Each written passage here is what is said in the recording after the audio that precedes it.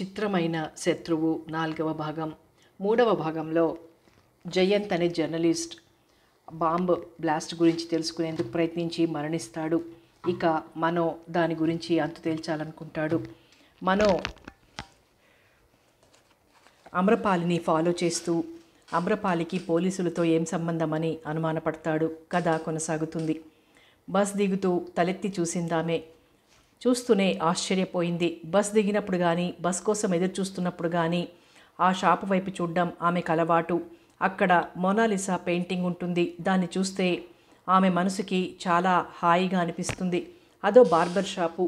ఆమె దృష్టిలో తను పడగానే మనోమోహంలో ఆనందపూర్వకమైన చిరునవ్వు ప్రత్యక్షమైంది. అమ్రపాలికి చాలా ఆశ్చర్యంగా గమ్మత్తుగాను అనిపించింది. ఒక అమ్మాయి ప్రేమ కోసం ఆగర్భ శ్రీమంతుడైన యువకుడు ఇన్ని పాటలు పడడం సినిమాల్లో కథల్లోలా నిజ జీవితంలోనూ జరుగుతుందా? ఆమెకి నవ్వు కూడా వచ్చింది. ఆమె నడుస్తున్నదల్లా ఆ షాప్ ముందాగి చదువుకుని ఇతర అవకాశాలున్న ఏ వ్యక్తి ఇలాంటి పనులు చెయ్యడు, ఏదో ఉద్యోగం వెతుక్కుంటాడు అనేసి వెళ్ళిపోయింది. అమ్రపాలి తనకై తనుగా తనతో మాట్లాడింది. తొలిసారిగా ఆనందంతో పిచ్చి పట్టినట్లయింది అతడికి. How lucky I am. ఎగిరాడు, గంతులేశాడు, జుట్టు పీక్కున్నాడు. ఇదేది ఆ అమ్మాయికి నచ్చలేదు. ఈసారేం దుకాణం గురు అంటూ లోపలికి ప్రవేశించిన చలం ఒళ్ళు హూనమైపోయింది. బాబోయ్, నీ ప్రేమ నన్ను చంపేసేటట్టుంది గురు. చలం బిగ్గరగార్చాడు. మనో, నీకు నిజంగా పిచ్చి పట్టింది. జనం చూడు. శివ మందలింపుగా అంటూ వచ్చాడు. అప్పుడు చూశాడు. జనం అక్కడ గుమిగూడి వింతగా విడ్డూరంగా విచిత్రంగా చూస్తున్నారు. అతడిదేమీ పట్టించుకోకుండా జేబులోంచి ఓ 500 తీసి షాప్ ఓనర్కి ఇచ్చి బయటకు వస్తుండగా రోడ్డు మీద ఆగిన కారులో కూర్చుని తీక్షణంగా చూస్తున్న ప్రతాప్ కనిపించాడు. పినతండ్రిని చూసి హుషారుగా ఈలవేశాడు మనో. ప్రకాష్ కారు వేగంగా సాగిపోయింది. పాలిపోయిన పెదవులతో ఉబ్బిన మొహంతో 10 లంకణాలు చేసిన దానిలా ఉన్న ఎలిజబెత్ని చూసి ఆశ్చర్యపోయింది అమ్రపాలి. ఏమైందే, రాత్రంతా ఏడుస్తూ కూర్చున్నావా? లేదు, రాత్రి జ్వరం వచ్చింది. బాగా ఆలోచించుంటావు. అసలు నిన్ను వదిలి వెళ్ళడమే నా పొరపాటు. బాధ దిగులు ధ్వనిస్తున్న కంఠంతో అంది అమ్రపాలి. ఇప్పుడు తగ్గిపోయింది. నీకేదో ఉత్తరం వచ్చినట్లుంది చూడు అంది మాట మారుస్తూ. అమ్రపాలి వెళ్ళి ఆ లెటర్ అందుకుంది. Inland cover. ఫ్రమ్ అడ్రస్ లేదు, లోకల్ పోస్ట్. ఎవరు? ఆమెకు అనుభవములు ముడిపడ్డాయి. ఈరోజు కుక్ రాలేదే, హోటల్ నుంచి టిఫిన్ తెప్పించుంచాను చూడు అంది ఎలిజబెత్. ఉండు, నీకు కాఫీ తెస్తాను. అమ్మా నాన్న బావున్నారా? చెల్లి, తమ్ముడు? అమ్రపాలి ముఖం ఆనందంతో విప్పారింది. వాళ్ళకి ఉన్నంతలో సుఖంగా సంతోషంగా ఉన్నారు.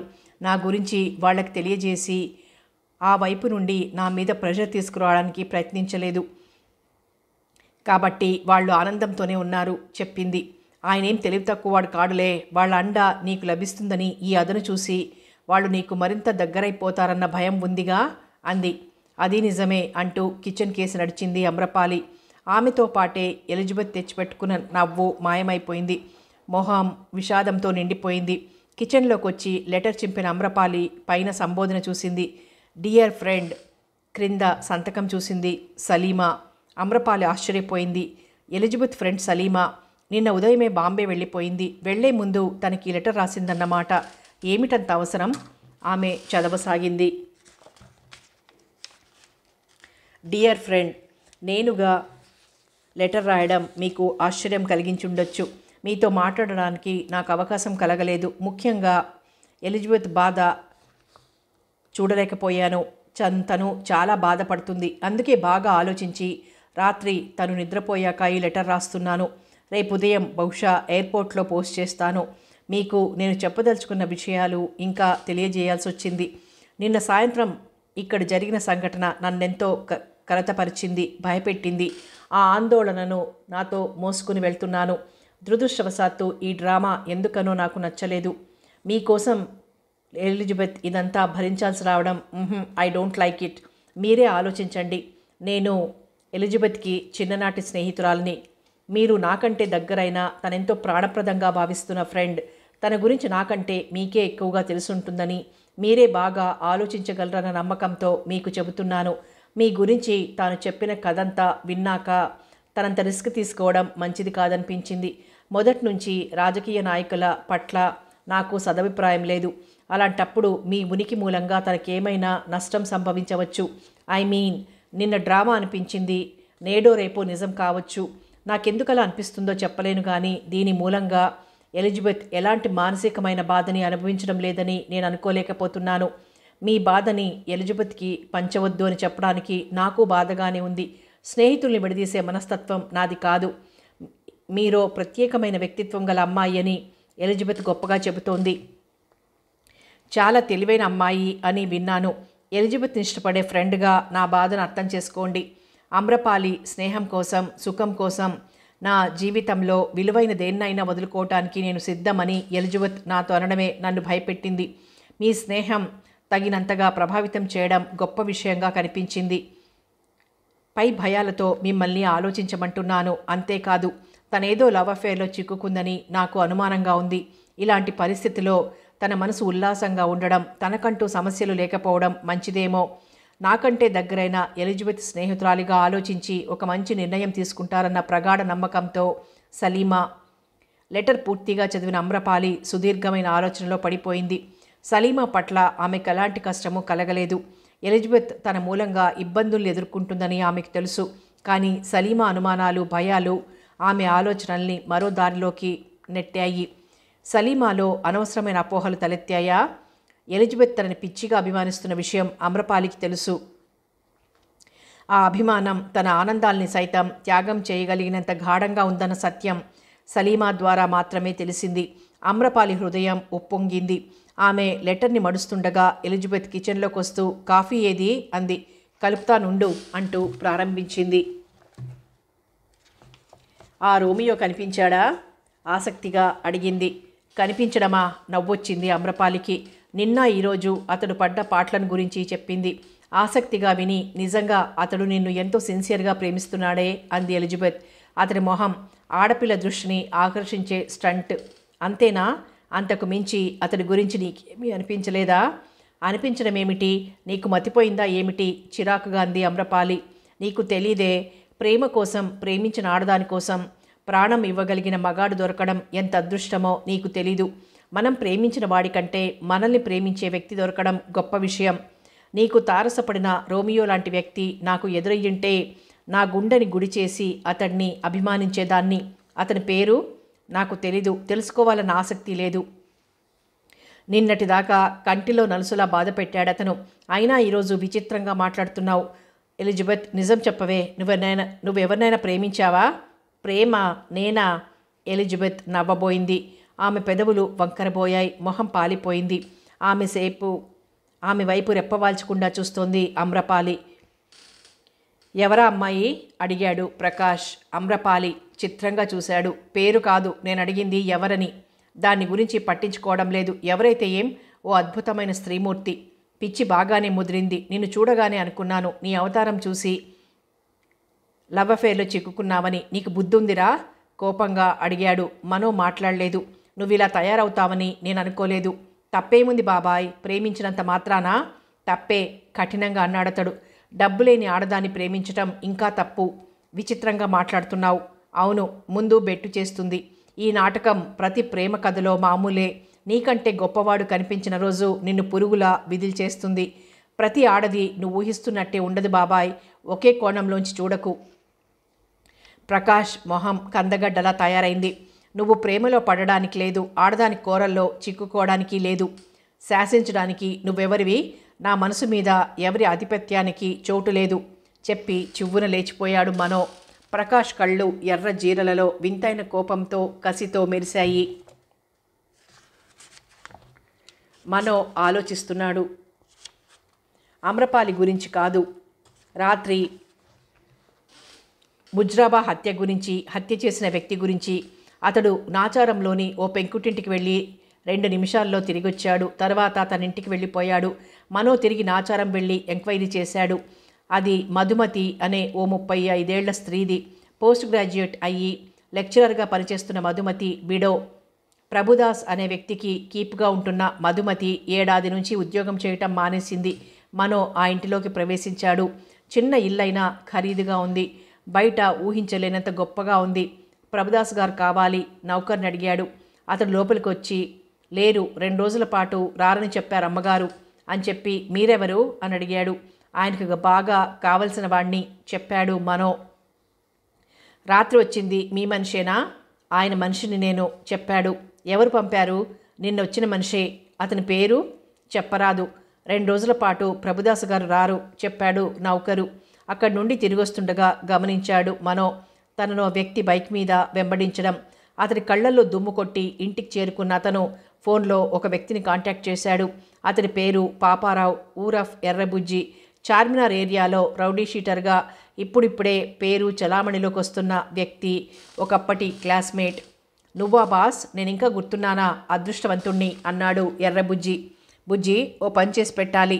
అన్నన్నా, ఎంత మాట! నీలాంటి వాళ్ళ ప్రాపకం కావాలే గాని నా ప్రాణాలైనా ఇస్తాను చెప్పాడు ఉత్సాహంగా. నీ ప్రాణాలు నాకు అవసరం లేదు, ఇది రాజకీయమైన విషయం.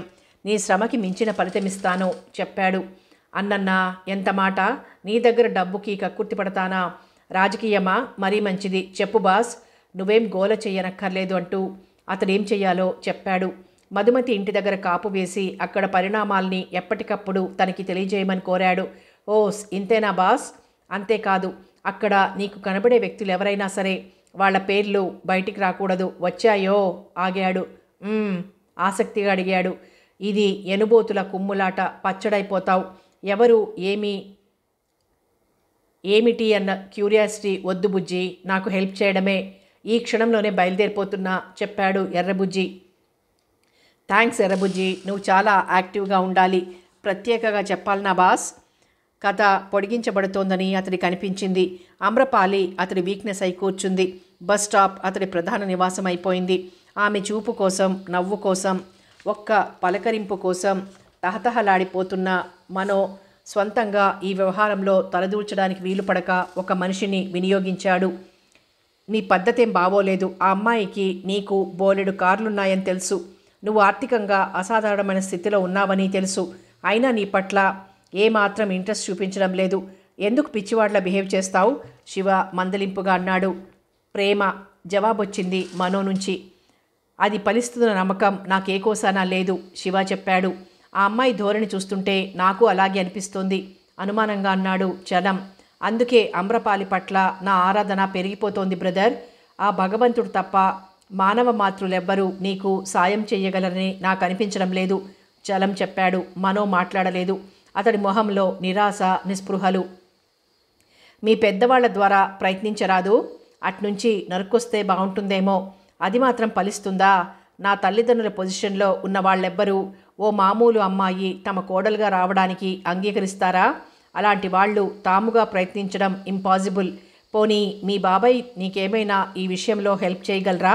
నీ పట్ల చాలా అభిమానం ఉందని విన్నాం శివ ఆసక్తిగా అడిగాడు.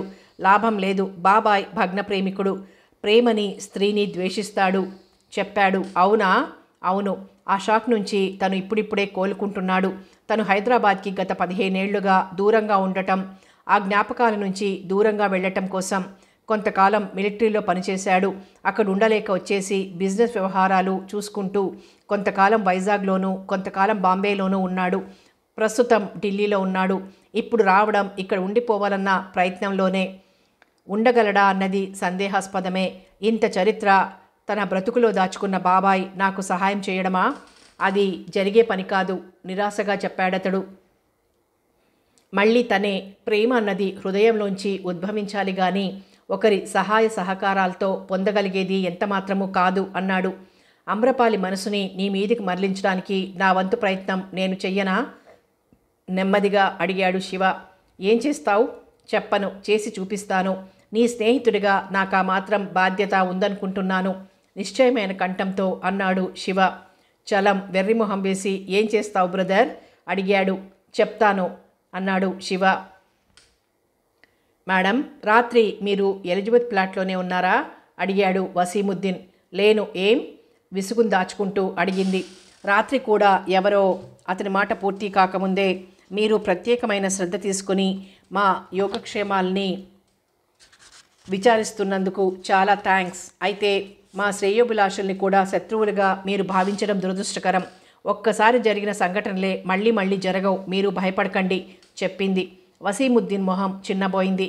అది కాదు మేడం, ఏదో చెప్పబోయాడు. నేను తొందర పని మీద వెళ్లాల్సిందంటూ ఆమె అక్కడి నుండి కదిలింది. వసీముద్దీన్ పెదవి కొరుక్కుంటూ ఉండిపోయాడు. క్షణాల్లో అతని ముఖం ఎరుపెక్కింది. తనలో తను ఏదో ఆలోచించుకొని ఎలిజబెత్ ఫ్లాట్ వైపు అడుగులు వేశాడు. అమ్రపాలి అతను చెప్పబోతోంది వినిపించుకుని ఉంటే ఎలిజబెత్ కథ మరోలా ఉండి ఉండేది. అమ్రపాలి బయటికి వెళ్ళగానే ఫోన్ మోగింది. Hello, Elizabeth speaking. రిసీవర్ అందుకొని ఎడమ చేతితో నుదుటి మీద పడుతున్న జుట్టుని పైకి తోసుకుంటూ అనాసక్తంగా అంది. నేనమ్మా. ఆ కంఠాన్ని ఆమె గుర్తించింది. సీఎం బలభద్రరావు. నమస్తే అంకుల్. ఎలిజబెత్ అలర్ట్ అయింది. అమ్రపాలిని పిలుస్తావా అమ్మా అడిగాడు ఆయన. ఇప్పుడే బయటికి వెళ్ళింది అంకుల్.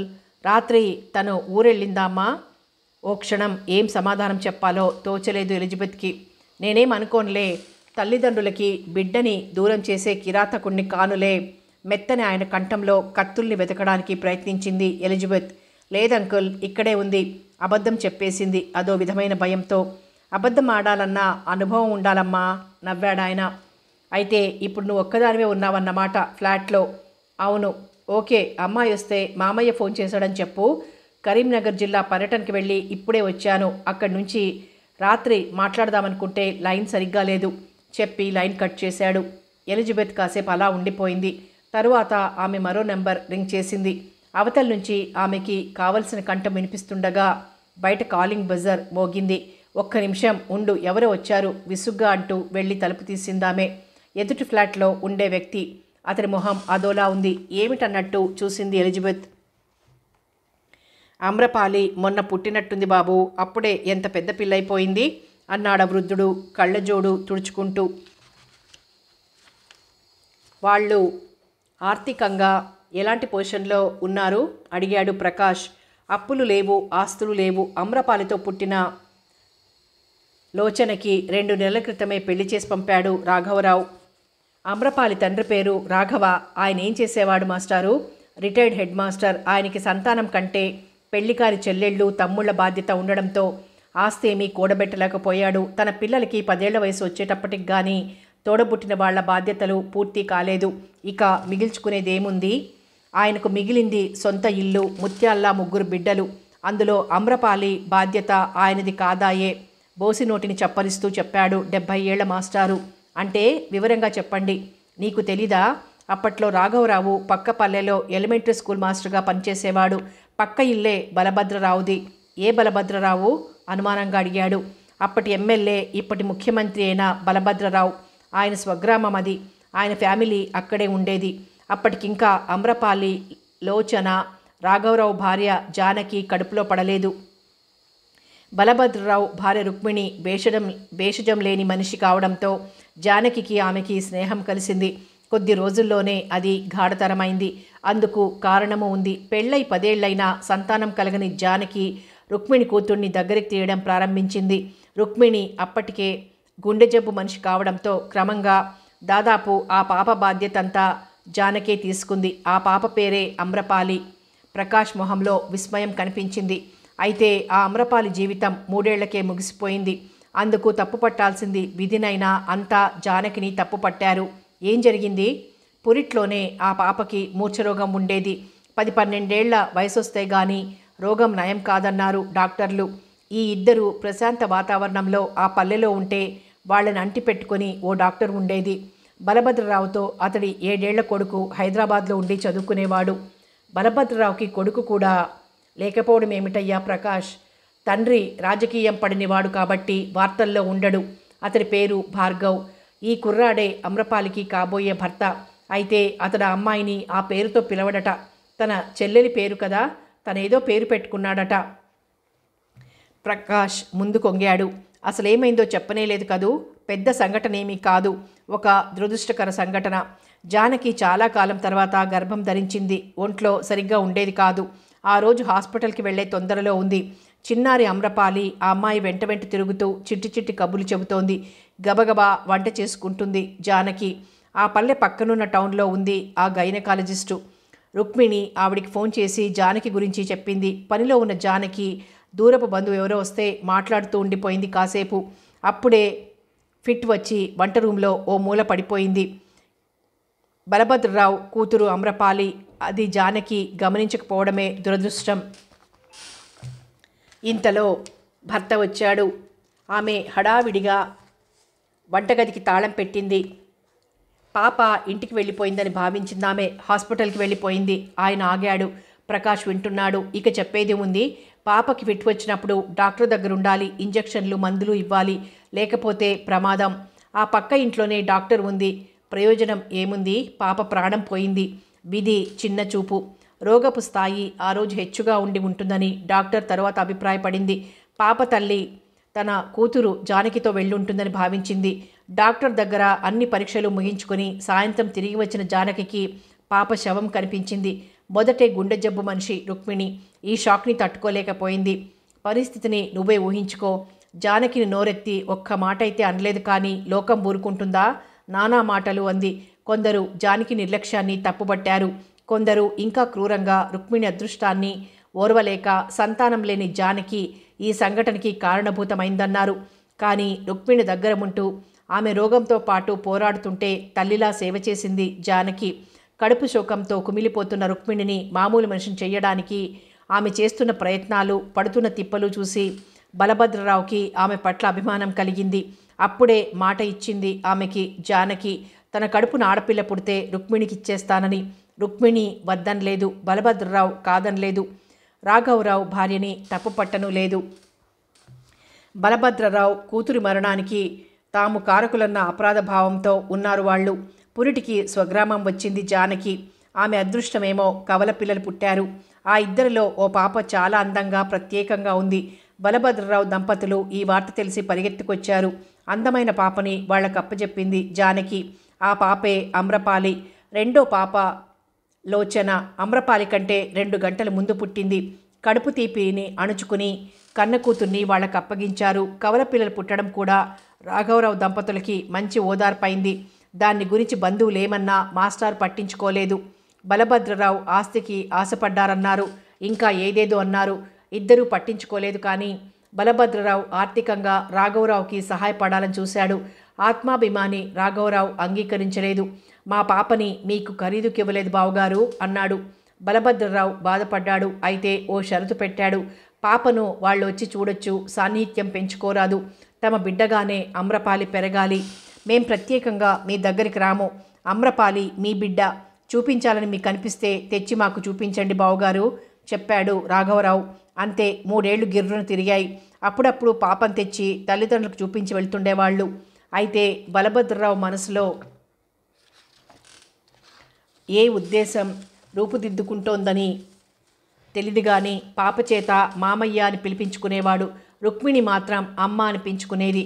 ఆమె దురదృష్టవంతురాలు. అమ్రపాలి 3వ ఏట చిరకాలంగా వేధిస్తున్న గుండె జబ్బుతో పోయింది. చాలామంది అప్పుడు అమ్రపాలిని బలభద్రరావు ఆమె తల్లిదండ్రులకు తిరిగి ఇచ్చేస్తాడు అనుకున్నారు. అలాంటిదేం జరగలేదు. అప్పుడే తెలిసిందందరికీ ఆ పాప పట్ల బలభద్రరావు చాలా ప్రేమని పెంచుకున్నాడని. అమ్రపాలి మా బిడ్డ, భార్య పోయిందని బిడ్డని దూరం చేసుకుంటామా అన్నాడు. ఈ విషయం ప్రస్తావించిన ఎవరితోనో. రాఘవరావు దంపతులైతే అసలు అడగనే లేదు. బలభద్రరావుకి ఆ పాపే లోకమని విన్నాం. అతని కొడుకు దూరంగా బోర్డింగ్ స్కూళ్లలో చదివేవాడు. తర్వాత తెలిసింది అమ్రపాలిని కోడలిగా చేసుకుని శాశ్వతంగా తన ఇంట్లోనే ఉంచుకోదలుచుకున్నాడని. అతని కొడుకు భార్గవ్ ఆ అమ్మాయి అంటే చాలా ఇష్టమని. ఇవి అమ్రపాలి వివరాలు. అది సరే, ఆ అమ్మాయికి తన తల్లిదండ్రులతో సంబంధాలు ఎలా ఉన్నాయి? ఆ అమ్మాయికి ఊహ తెలిసాక బాగా మెరుగుపడ్డాయి. బలభద్రరావు ఈ విషయం ఆ అమ్మాయి దగ్గర దాచలేదు. 15 ఏళ్లు దాటాక తను ఇక్కడికి తరచూ రావడం ప్రారంభించింది. ఇది బలభద్రరావుకి అంత ఇష్టమైన విషయం కాకపోయినా ఆమెకు అడ్డు చెప్పేవాడు కాదు. అమ్రపాలికి తన తల్లిదండ్రులు, తోబుట్టువుల పట్ల విపరీతమైన గౌరవాభిమానాలున్నాయి. ఇక్కడ వీళ్ళ పరిస్థితి సాధారణమైంది.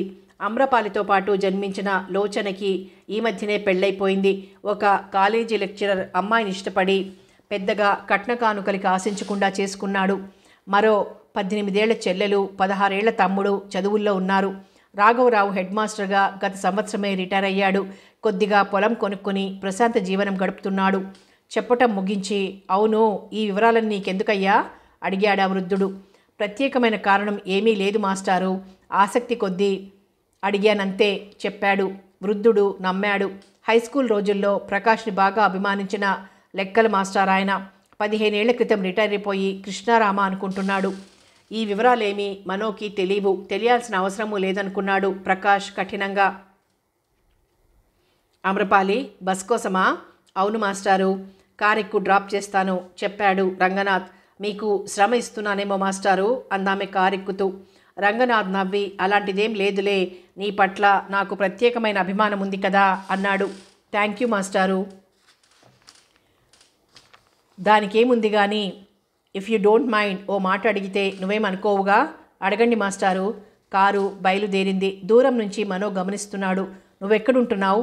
రెడ్ స్టార్ అపార్ట్మెంట్స్లో ఉంటున్నా నా ఫ్రెండ్ దగ్గర చెప్పింది. ఎన్ని రోజులమ్మా? అక్కడి నుంచి కూడా రావాల్సిన టైం ఆసన్నమైనట్టే ఉంది. ఎక్కడ ఉండాలనేదే అర్థం కావడం లేదు చెప్పింది. రంగనాథ్ తల తిప్పి ఆమె వైపు చూశాడు. పోనీ మా ఇంట్లో ఉండరాదు? అతని కంఠంలో ఆశ. మీ అభిమానానికి కృతజ్ఞురాలిని మాస్టారు. మీకు తెలీదు, నాతో పాటు ఇబ్బందులు కూడా మీ ఇంటికి నడిచొస్తాయి నవ్వుతూ అంది. ఐ డోంట్ కేర్ చెప్పాడతడు నిర్లక్ష్యంగా. కానీ నా మూలంగా ఎవరూ బాధపడటం నాకు ఇష్టం లేదు. అయినా తన గొంతులో ప్రాణముండగా ఎలిజబెత్ నన్ను అక్కడి నుంచి రాణిస్తుందా? ఓహ్, నువ్వు ఉంటున్నది ఎలిజబెత్ దగ్గరా? అవును. రంగనాథ్ కాసేపు మాట్లాడలేదు. చాలా త్వరలో నేనొక డెసిషన్ తీసుకోవాల్సి ఉంటుంది అందామే. అతను స్థిరపడాలి ఉంది మాస్టారు. మామయ్య చాలా గట్టిగా పట్టు మీద ఉన్నారు. గట్టిగా కాదు, కఠినంగా పంతం మీద ఉన్నారు. తిరిగి అక్కడికి వెళ్ళే ఉద్దేశం నాకు లేదు. భార్గవ్ నన్ను అర్థం చేసుకోగలడనే. నన్ను పెంచుకుని ప్రేమించినంత మాత్రాన నా మీద సర్వాధికారాలు తనకే ఉన్నట్టు ప్రవర్తించడం ఐ డోంట్ లైక్ ఇట్ అందామే. అయితే రంగనాథ్ మొహంలో పేర్కొంటున్న భావాల్ని, అసంతృప్తిని ఆమె గమనించలేదు. ఎక్కడికి అమ్రపాలి? విహారిని కలవడం కోసం. రంగనాథ్ ఇక ఏమీ మాట్లాడలేదు. ఆనంద్ మెమోరియల్ డ్రైవింగ్ స్కూల్కి కొద్ది దూరంలో ఆగింది రంగనాథ్ కారు. ఆమె దిగుతాను మాస్టారు, విహారిని కలుస్తారా అడిగింది. ఆమె మొహమాటం కొద్దీ అడుగుతోందని గ్రహించి మరోసారి ఎప్పుడైనా చెప్పాడు రంగనాథ్. అతడు చూస్తుండగానే ఆమె లోపలికి వెళ్ళిపోయింది. ఆలోచనగా పెదవి కొరుక్కున్నాడు రంగనాథ్. జేబులోంచి ఓ పర్స్ తీశాడు. అందులో ఉంది ఓ ఫోటో.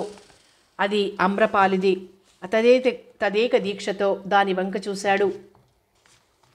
మాస్టారు, అతడు ఉలికిపాటుగా ఫోటోని పర్సులోకి నెట్టేసి తలెత్తి చూశాడు మనో.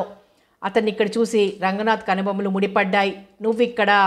అతడొచ్చి రంగనాథ్ పక్కన కూర్చుంటూ, ఆ అమ్మాయి మీకు చాలా దగ్గరలా ఉంది అన్నాడు. ఏం, నిజంగా ఆ అమ్మాయి మీద నీ దృష్టి పడిందా?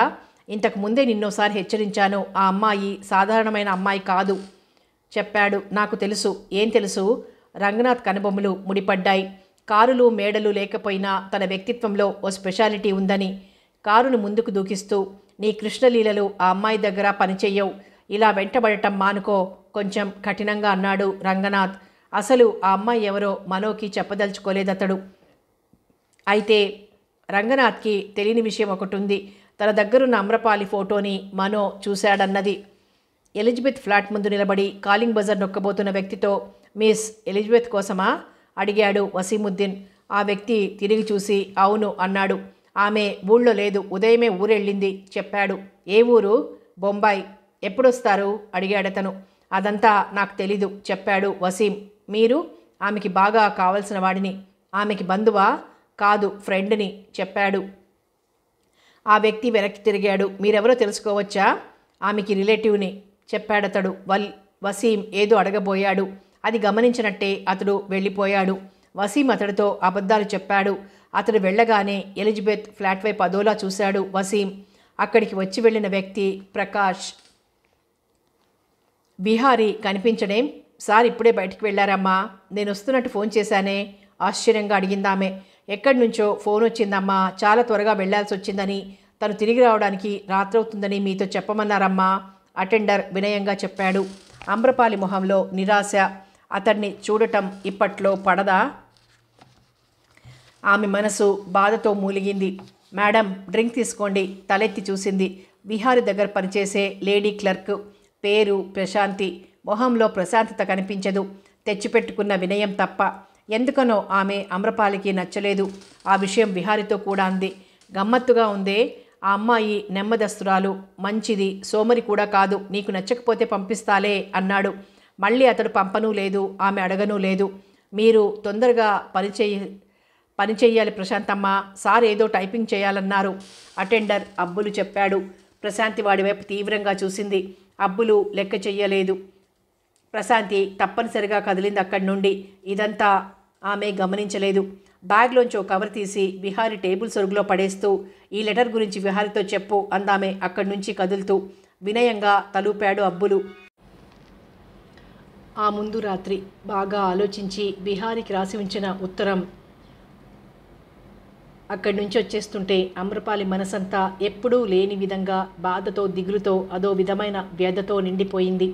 అంతే, విహారిని ఉద్దేశించి తను రాసిన ఆ లెటర్ని ప్రశాంతి తీసి చూస్తుందని, దాస్తుందని ఆమె ఊహించని విషయం. అమ్రపాలి విలియన్ దగ్గరికి బయలుదేరింది. అయితే ఆ టైంలో అతడు ఇంట్లో లేడు. ఎర్రబుజ్జి మనోని కలిశాడు. అతని మొహం ఆందోళనగా ఉంది. చాలా పెద్ద కథే ఉంది బాస్ చెప్పాడు. ఏమిటది? చెప్తాను. మూడో మనిషికి ఈ విషయం తెలిసిందని తెలిస్తే ఆ మనిషిని నరికి ఊరగాయ వేస్తారు. పేరొద్దులే. ఇప్పుడేమైంది? ఏం తెలుసుకోగలిగావు? అయ్యో గురుడా, తెలుసుకోవడమా? రాత్రి ప్రభుదాస్ మర్డర్ అయిపోయాడు. మనో పక్కలో బాంబు పడ్డట్టు అదిరిపోయాడు. రాత్రి ఇంటి దగ్గర కాపేసి అతన్ని పట్టుకుని సంగతులు తెలుసుకుని మరీ చంపేశాడు. ఆ తర్వాత వచ్చాడు ఒక నిర్ణయానికి. ఏమిటది? మరో సంగతి చెప్పాలి విను. సీఎం బలభద్రరావుకి ఓ మేన కోడలుంది. ఆ అమ్మాయి పేరు అమ్రపాలి. ఉలిక్కిపడ్డాడు మనో. ప్రస్తుతం ఆ పిల్ల ఆయన దగ్గర లేదు. ఆయన మీద అలిగి తన స్నేహితురాల దగ్గర ఉంటుంది. ఆ పిల్లంటే ఆయనకి పంచ ప్రాణాలు. అతని మొహంలో రంగులు మారాయి. ఆ తరువాత ఎర్రబుజ్జి తను తెలుసుకోగలిగిన విషయాలన్నీ చెబుతున్న కొద్దీ మనో పిడికిళ్ళు బిగుసుకున్నాయి. అంతా విని ఒకే ఒక మాట అన్నాడు అతడు. ఆ అమ్రపాలి అంతు నేను చూస్తాను. ఎర్రబుజ్జి మొదట తెల్లబోయి తర్వాత ఏదో అనబోయాడు. ఎర్రబుజ్జికి కొంతకాలం పాటు నువ్వు ఈ ఊళ్ళో ఉండకూడదు. డబ్బిస్తాను, ఎక్కడికైనా వెళ్ళు. నువ్వు తెలుసుకున్న రహస్యాలు మామూలు విషయాలు కావు. కానీ నేను ఎర్రబుజ్జి భయంగా ఏదో అనబోయాడు. మాట్లాడొద్దు. కాదన్నావంటే మరో అరగంటలో నీ కేర్ ఆఫ్ అడ్రస్ కటకటాల వెనక్కి మారుతుంది. ఎర్రబుజ్జి మొహం పాలిపోగా తలూపాడు. మనోలోని ప్రేమికుడి స్థానాన్ని మరో వ్యక్తి ఆక్రమించిన క్షణాలవి. అయితే అంతకుముందే జరిగిపోయాయి ఆ రెండు సంఘటనలు. చాలా విషాదకరమైనవి. ఆ అమ్మాయి ఎవరు? ప్రకాష్ని అడిగింది మనో తల్లి సావిత్రి. ఆ అమ్మాయి పేరు అమ్రపాలి. అదే ఎవరికి? సర్వభూషణ్ రావు అడిగాడు.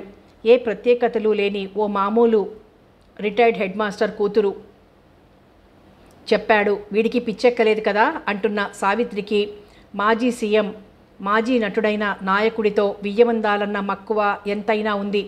నాకు అర్థమవుతోంది. బాధ్యతలు తెలియకుండా వాడిని వదిలేయడం ఎంత తప్పైందో అన్నాడు సర్వభూషణ్ రావు. ఈ విషయాన్ని చాలా సీరియస్గా తీసుకున్నాడు ఆయన.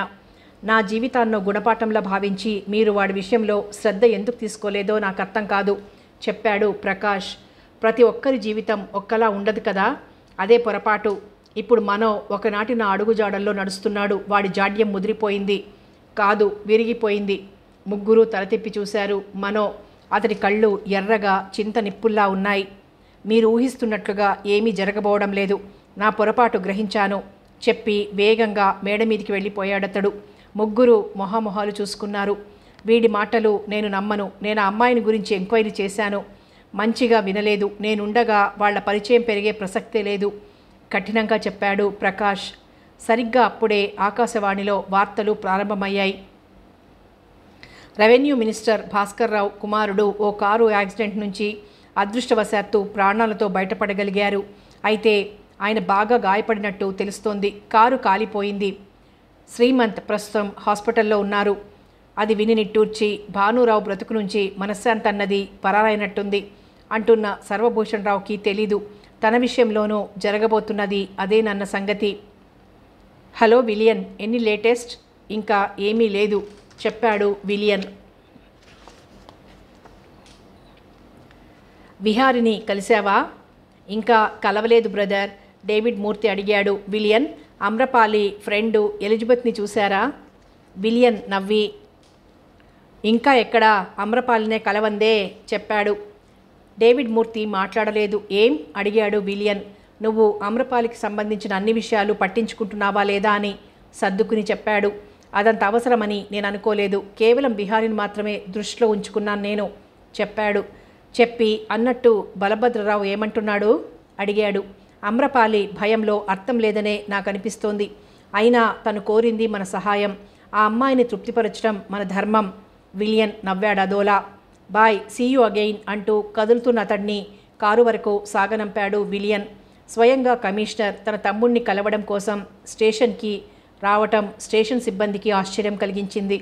తన మాటల్ని డేవిడ్ మూర్తి పూర్తిగా విశ్వసించలేదన్న సంగతి విలియన్కి తెలుసు. విలియన్ తన ఇంటికి బయలుదేరాడు లంచ్ కోసం. కాలింగ్ బజర్ ఎంతగా ప్రెస్ చేసినా ఎలిజబెత్ తలుపు తీయకపోవడంతో ఆశ్చర్యం కాస్త కంగారు కలిగాయి అమ్రపాలికి.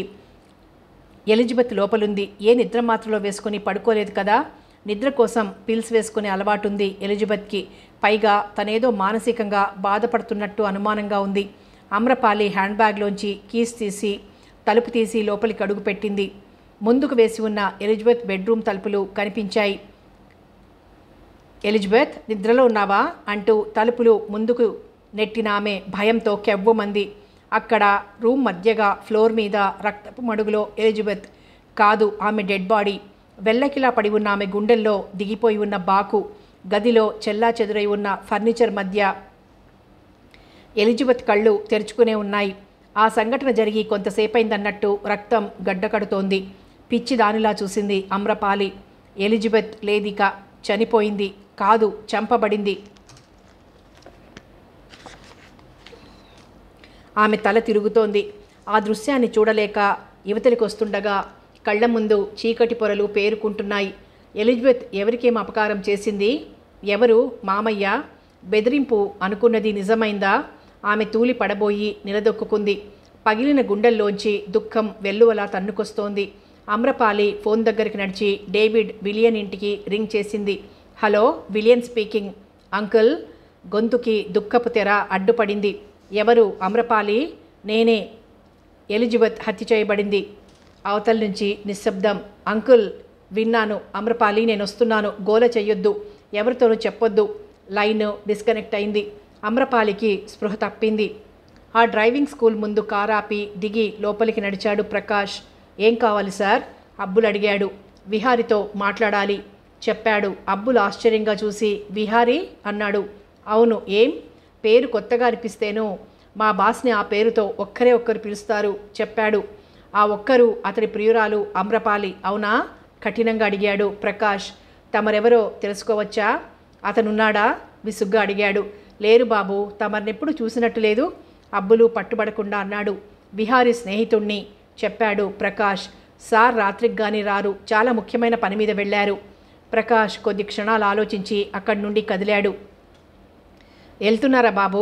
ఆయన వస్తే ఏం చెప్పమంటారు? ప్రకాష్ అదోలా నవ్వి మళ్ళీ వస్తానని చెప్పు అన్నాడు. తమ పేరు చెప్పనేలేదు. అబ్బులు మాటలు వినిపించుకోనట్టే వెళ్ళి కారెక్కాడు. అతను వెళ్ళగానే వచ్చాడు విహారీ. వస్తూనే అడిగాడు. అబ్బులు, అమ్రపాలు వచ్చిందా? వచ్చి వెళ్ళిపోయారు బాబు. ఏదైనా చెప్పిందా? ఉత్తరం ఏదో టేబుల్ సొరుగులో ఉంచుతానన్నారు చెప్పాడు అబ్బులు. చప్పున వెళ్ళి టేబుల్ సొరుగు లాగాడతను. అక్కడ అతనికి ఏమీ కనిపించలేదు. లేదే అన్నాడు. పెట్టలేదేమో బాబు అన్నాడు. సరే, నేను వెంటనే ఊరెళ్లాల్సింది. ఇక్కడ ఉండి నువ్వు మాత్రం ఏం చేస్తావు? నీకు లెటర్ ఇస్తాను. ఈ సాయంత్రంలోగా అమ్రపాలికిచ్చి నువ్వు మీ పల్లె వెళ్ళు. ఓ వారం ఆగిరా చెప్పి ప్రశాంతి వైపు తిరిగి నువ్వేం చేస్తావు అడిగాడు. నేను మా ఊరెళ్తాను చెప్పింది. గుడ్. అతడు లోపలికి నడిచి తన బట్టలు సూట్ కేసులో సర్దుకోసాగాడు. ప్రశాంతి అతడి వైపు పరిశీలనగా చూసింది. చిత్రమైన వ్యక్తి అతడు. ఎప్పుడో గాని ఆదుర్ద, ఆందోళన, కంగారు అతడిలో కనిపించవు. ఇప్పుడు కనిపించడం లేదు. ఏదో తొందరపాటు తప్ప. ఓ క్షణం పాటు అమ్రపాలి ఇచ్చిన లెటర్ అతనికి ఇద్దామా వద్దా అనుకుంది. అయితే ప్రశాంతిలో సుళ్ళు తిరుగుతున్న ఈర్ష్యాభావం ఆ లెటర్ని అతనికి ఇవ్వనీయకుండా చేసింది. ఇంతకు ముందే ఓ మనిషి వచ్చాడు బాబు, తమ స్నేహితుడినని చెప్పాడు. పేరు చెప్పలేదు. తమర్ని అమ్రపాలమ్మ పిలిచే పేరుతో అడిగాడు చెప్పాడు అబ్బులు. ఎలా ఉన్నాడు? పొడుగ్గా తెల్లగా ఉన్నాడు. 40 ఏళ్లుంటాయేమో. కళ్ళద్దాలు పెట్టుకున్నాడు. అమ్రపాలమ్మ గారి గురించి తెలిసినట్టే మాట్లాడాడు. విహారీ మాట్లాడలేదు. బలభద్రరావు మనిషి ఉంటాడు. అతడిలో భయం తలెత్తింది. మనిషి అన్నాక భయం సహజమే. అతడు సూట్ కేసు తీసుకుని బయటికి నడిచాడు. అప్పుడు విహారికి అమ్రపాలి రాసిన లెటర్ తీసి చదవడం ప్రారంభించింది ప్రశాంతి. చదివే కొద్దీ ఆమె మొహంలో రంగులు మారసాగాయి. ఆ లెటర్ అతడికి ఇవ్వనందుకు తనను తాను తిట్టుకుంది. అబ్బులు, నేను వెళ్తున్నా చెప్పింది వెళుతూ. నేను వెళ్తున్నా, ముందు సినిమాకి పోయి తర్వాత అమ్రపాలి అమ్మగారిని కలుస్తాను చెప్పాడు. కలు, అదోలా నవ్వింది ప్రశాంతి. తర్వాత వెళ్ళిపోయింది. అబ్బులు తాళం వేసి బయటకు నడుస్తుండగా మళ్ళీ ఎదురొచ్చాడు విహారీ. బాబుగారు అన్నాడు అబ్బులు. అతను చిరాగ్గా నుదురు కొట్టుకొని పర్స్ మర్చిపోయాను అని చెప్పి నువ్వెక్కడికి అడిగాడు. సినిమాకి. అయితే వెళ్ళు. నే వెళ్ళిపోతాను చెప్పాడు. అబ్బులు వెళ్ళిపోయాడు. విహారీ లోపలికి ప్రవేశించి బీరువాలోంచి పర్సు తీసుకుంటుండగానే బయట కారును ఆపి లోపలికి ప్రవేశించాడు ఆ వ్యక్తి. కథ కొనసాగుతుంది.